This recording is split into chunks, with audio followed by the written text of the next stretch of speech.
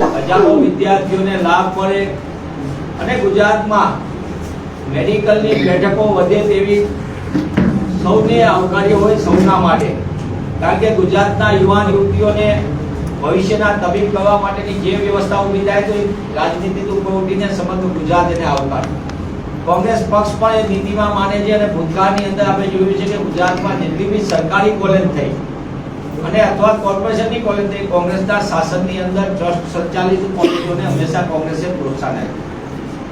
પણ ભારતીય જનતા પાર્ટીની સરકારે કોલેજોને મંજૂરીના નામે કરોડો રૂપિયાનો વેપલો કરવો, MBBS ની બેઠકો વધશે અને ગુજરાતના ભવિષ્યના તબીબો તૈયાર કરવાનું હક બનશે એવી જાહેરાતો કરીને ભાજપની સરકારે વિદ્યાર્થી હિતના નામે પોતાના મળતિયાઓને સિવિલ હોસ્પિટલ સોંપી દેવી, કિંમતી જમીનો આપી દેવી અને વિદ્યાર્થી દીઠ 11.25 કરોડ રૂપિયા એમને દર વર્ષે આપવાના, એટલે કે 5 વર્ષે 60 કરોડ રૂપિયા જેટલી માતબર રકમ અલગથી આપવાની.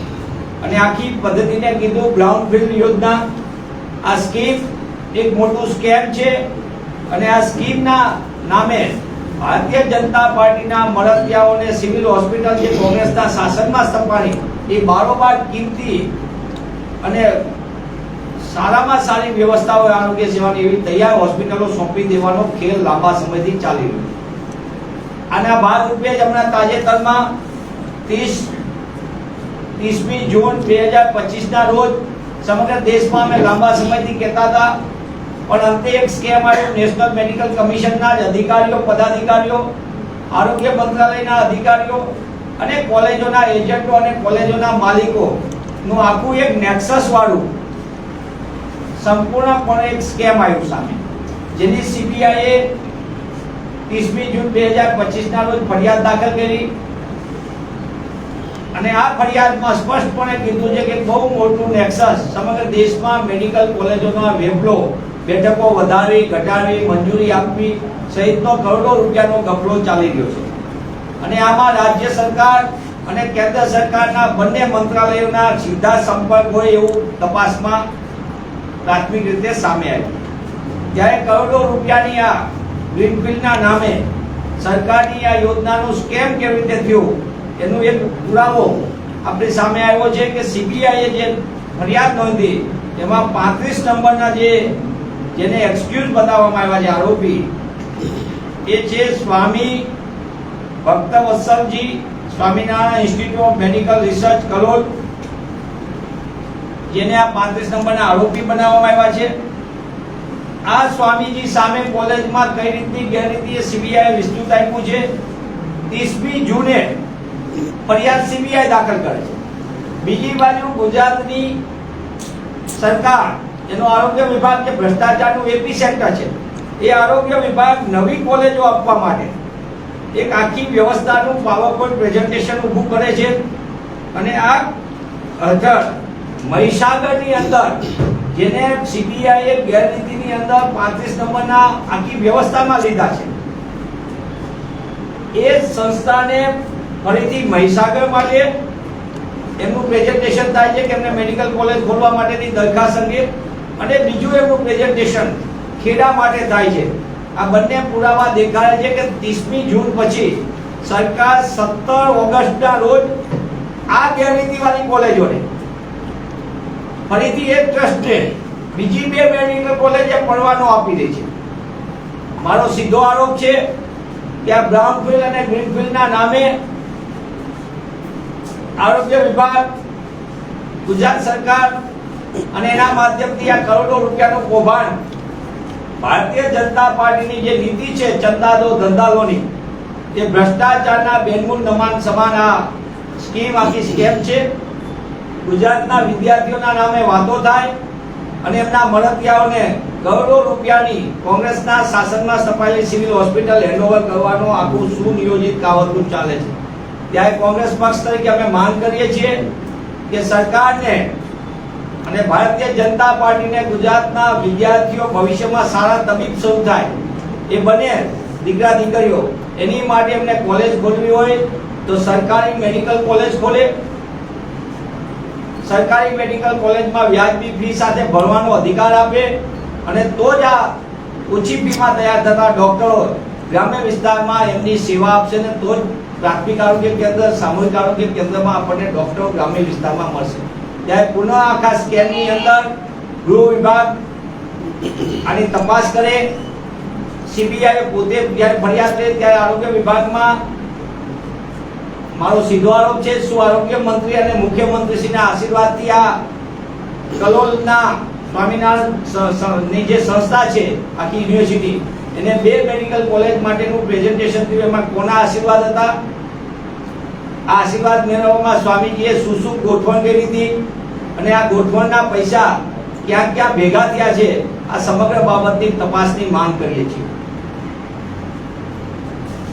હવે હું વિનંતી કરું છું ડોક્ટર ઇન્દ્ર વિજયસિંહ ગોહિલને કે તેઓ ગુજરાત યુનિવર્સિટીનું સૌથી મોટું કૌભાંડ એટલે સમગ્ર રાજ્યની શરૂ કરતો લગાઈ દેવા દો ને.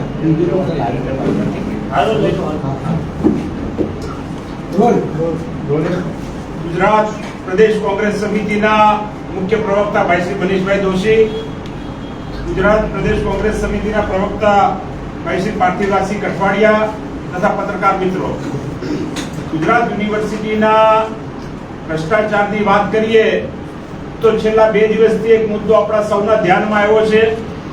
સરકાર નિયુક્ત ગુજરાત યુનિવર્સિટીના એક સિન્ડિકેટ સભ્ય શ્વેતલ સુતરિયા ગુજરાત યુનિવર્સિટીના એક અધિકારી પાસે 75 લાખની ખંડણી માંગે છે. સાથે બીજા અનેક અધિકારીઓ પણ બહાર આવે છે કે અમારી પાસેથી પણ ખંડણી માંગવામાં આવી છે. અને આ વાત મીડિયાના માધ્યમથી લોકોની સમક્ષ આવતા પરમ દિવસે આ સિન્ડિકેટ સભ્ય પાસે કુલપતિ દ્વારા રાજીનામું લેવામાં આવ્યું છે.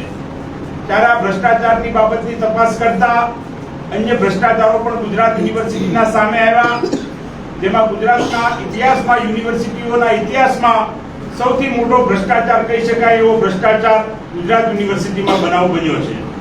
ગુજરાત યુનિવર્સિટીની સ્થાપના ગુજરાત રાજ્યની સ્થાપના પહેલા થઈ ચૂકેલી છે.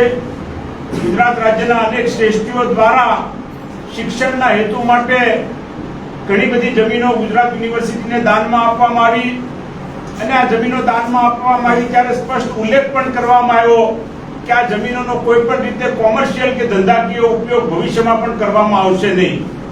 પરંતુ સરકાર નિયુક્ત સિન્ડિકેટ સભ્યો જેમનું કામકાજ વિદ્યાર્થીઓના પ્રશ્નો માટે લડાઈ લડવાનું હોય છે, વિદ્યાર્થીઓનો અવાજ સરકાર સુધી પહોંચાડવાનું હોય છે.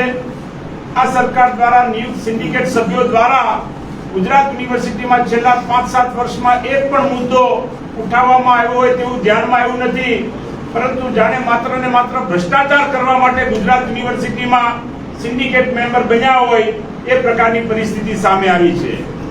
આવા ગુજરાત યુનિવર્સિટીના એક સિન્ડિકેટ સભ્ય આશીષ અમીન કે જેઓ સરકાર દ્વારા નિયુક્ત થયેલા છે અને પોતાની એક રાઇફલ ક્લબ દ્રોણાચાર્ય એકેડેમી કરીને અમદાવાદની અંદર ધરાવે છે. રાતોરાત વિચાર આવે છે કે ગુજરાત યુનિવર્સિટી પાસે હજારો એકર જમીન છે, આ જમીનોમાંથી આપણે સિન્ડિકેટ સભ્ય છીએ તો શું લાભ લેવો જોઈએ. યુનિવર્સિટીમાં એક દરખાસ્ત મૂકે છે અને એ દરખાસ્ત યુનિવર્સિટી મંજૂર કરી દે છે, તેમાં એ સિન્ડિકેટ સભ્ય પોતે પણ બેઠા હોય છે અને 10,000 વાર કરતા વધારે જગ્યા પોતાની રાઇફલ ક્લબને આપવામાં આવે છે. બજાર કિંમત મુજબ જોવા જઈએ તો અમદાવાદની મધ્યમાં આવેલી આ જગ્યા અંદાજે 500 કરોડ રૂપિયા જેટલી જગ્યા થાય. આ તમામ બાબતોના અમે ક્લબના ડોક્યુમેન્ટ્સ તપાસ્યા, યુનિવર્સિટીની વેબસાઇટ ઉપરથી, ગૂગલ ઉપરથી, તો જાણવા મળ્યું કે આ ક્લબની અંદર નોન રિફંડેબલ ફીસ એ 5,000 રૂપિયા રહેશે. લાઈવ મેમ્બરશિપ જો કોઈ અન્ય ક્લબમાંથી તમારે ટ્રાન્સફર કરવી હોય તો 3 લાખ રૂપિયા રહેશે. લાઈવ મેમ્બરશિપ નવી લેવી હોય તો 5 લાખ રૂપિયા રહેશે. ઓર્ડિનરી ઇન્સ્ટિટ્યુશનલ મેમ્બરશિપ લેવી હોય તો 7,50,000 તેની કિંમત છે અને લાઈવ ઇન્સ્ટિટ્યુશનલ મેમ્બરશિપ લેવી હોય તો 15 લાખ રૂપિયા એની ફી છે. કહેવાનો મતલબ કે આ જમીન ટાઈમ બાઉન્ડ વગર આપવામાં આવી છે, લાઈફ ટાઈમ માટે આપવામાં આવી છે અને અમદાવાદની અંદર જેવી રીતે રાજપથ ક્લબ હોય, કર્ણાવતી ક્લબ હોય, સ્પોર્ટ્સ ક્લબ હોય એ પ્રમાણે જાણે ક્લબ ઊભી કરવાની હોય ગુજરાત યુનિવર્સિટીની જમીનમાં એ પ્રકારનો આખો કારસો ઘડવામાં આવ્યો છે. ગુજરાત યુનિવર્સિટી દ્વારા જે ટેન્ડર બહાર પાડવામાં આવ્યું હતું એ ટેન્ડરના નિયમો પણ આ સિન્ડિકેટ સભ્યો દ્વારા નક્કી કરવામાં આવ્યા અને એ નિયમોમાં ફેરફાર પણ આ સિન્ડિકેટ સભ્યો દ્વારા કરવામાં આવ્યા. જેમ કે દાખલા તરીકે પેલો ફેરફાર કરવામાં આવ્યો કે ગુજરાત યુનિવર્સિટીમાં the premises shall be handed over the bidder અને આ બિડરને જે પ્રીમાઇસીસ આપવામાં આવે એમાં બિડર જે પ્રમાણે કે એ પ્રમાણેની વર્લ્ડ ક્લાસ ફેસિલિટી ઊભી કરવાની, ઇન્ટરનેશનલ કોમ્પિટિશન રમી શકાય એ પ્રકારના ઇક્વિપમેન્ટ ત્યાં દાખલ કરવાના, આ બધું યુનિવર્સિટીના ખર્ચે ત્યાં ઊભું કરવાનું રહેશે. ત્યારબાદ એક એવો પણ ચેન્જ એમના દ્વારા કરવામાં આવ્યો કે જ્યારે કોઈ ટુર્નામેન્ટ રમાવાની હોય કે કોઈ આયોજન થવાનું હોય સ્પોર્ટ્સને લગતું, શૂટિંગને લગતું, તો કોઈ હોટલની વ્યવસ્થા કરવાની હોય, હોસ્ટેલની વ્યવસ્થા કરવાની હોય, આ તમામ ખર્ચો ગુજરાત યુનિવર્સિટીએ ઉપાડવાનો રહેશે. સાથે સાથે અન્ય એક એવો પણ ચેન્જ કરવામાં આવ્યો કે આ ક્લબ ચલાવવા માટે સિક્યુરિટીથી લઈને, ઇલેક્ટ્રિસિટીથી લઈને, વોટરથી લઈને તમામ ખર્ચો ગુજરાત યુનિવર્સિટીએ ભોગવવાનો રહેશે. આવા અનેક ચેન્જ દ્વારા કે જેમ કે દાખલા તરીકે ક્લબ ચલાવવા માટે વિદ્યાર્થીઓને શૂટિંગની, રાઇફલની પ્રક્રિયા કરવા માટે પોતાનું માઇન્ડ પણ સ્વસ્થ હોવું જોઈએ, બોડી પણ એકદમ સક્ષમ હોવું જોઈએ. એટલે તમારે એને હેલ્થ સેન્ટર પણ બનાવી દેવાનું, જિમ્નેશિયમ પણ બનાવી દેવાનું, સ્વિમિંગ પુલ પણ બનાવી દેવાનું. આવી તમામ પ્રકારની ફેસિલિટી પણ યુનિવર્સિટીએ આ ક્લબને પ્રોવાઈડ કરવાની રહેશે. આવા નિયમો સાથે ગુજરાત યુનિવર્સિટીના એક સિન્ડિકેટ સભ્યએ યુનિવર્સિટી પાસે દરખાસ્ત મૂકીને ક્લબની માગણી માટે, ક્લબની સ્થાપના માટે જમીનની માગણી કરી અને એ જ સિન્ડિકેટ સભ્યએ સિન્ડિકેટની બેઠકમાં આ ક્લબને મંજૂરી આપી છે. ત્યારે ગુજરાત યુનિવર્સિટીમાં આ 500 કરોડથી પણ વધારે મોટું કહી શકાય એવું કૌભાંડ છે. કોઈ પણ સંજોગોમાં સહન કરવામાં આવી શકે નહીં એ પ્રકારની પરિસ્થિતિ અત્યારે ઊભી થઈ છે. ત્યારે ગુજરાત પ્રદેશ કોંગ્રેસ સમિતિના તમામ આગેવાનો દ્વારા એવો નિર્ણય લેવામાં આવ્યો છે કે જે શિક્ષણ સાથે જોડાયેલા તમામ મિત્રો છે, ભૂતપૂર્વ સેનેટ સભ્યો, ભૂતપૂર્વ સિન્ડિકેટ સભ્યો, યુનિવર્સિટીના પૂર્વ વિદ્યાર્થીઓ, વર્તમાન વિદ્યાર્થીઓ સૌ સાથે મળીને યુનિવર્સિટી બચાવવા માટે આગામી દિવસોમાં આંદોલનની શરૂઆત કરશે. યુનિવર્સિટીના કુલપતિ અત્યારે વિદેશ પ્રવાસે છે, એમનો સંપર્ક થઈ શક્યો નથી, પરંતુ સોમવારે, મંગળવારે જ્યારે આવે ત્યારે ડેલિગેશન સાથે તેને મળવામાં આવશે અને આવનારા દિવસોની અંદર યુનિવર્સિટી બચાવવા માટે લડત લડવામાં આવશે. ભૂતકાળની અંદર જ્યારે કોમન એક્ટ દાખલ કરવામાં આવ્યો ત્યારે પણ આ ચિંતા મનીષભાઈથી લઈને અનેક મિત્રો જે કોંગ્રેસ પક્ષના હતા, એમણે શિક્ષણ સાથે જોડાયેલા બીજા મિત્રો હતા, એમણે ચિંતા વ્યક્ત કરી હતી કે કોમન એક્ટના માધ્યમથી યુનિવર્સિટીની કરોડો અબજોની જે સંપત્તિ છે, જે જમીન છે, એને વેચવાનો કારસો ગણાશે. આ જે ભય વ્યક્ત કર્યો હતો એ અત્યારે સાચો સાબિત થતો હોય એ પ્રકારની પરિસ્થિતિ ઊભી થઈ છે અને યુનિવર્સિટીની જમીન ઉપર, વિદ્યાર્થીઓના હિત માટે બનાવવામાં આવેલી આ યુનિવર્સિટીની જમીન ઉપર જો કોઈ પણ સિન્ડિકેટ સભ્ય કે કોઈ પણ વ્યક્તિ દાનત ખરાબ કરવાનો પ્રયત્ન કર્યો છે, નજર બગાડવાનો પ્રયત્ન કર્યો છે, પરંતુ તેને કોઈ પણ સંજોગોમાં સફળ થવા દેવામાં આવશે નહીં.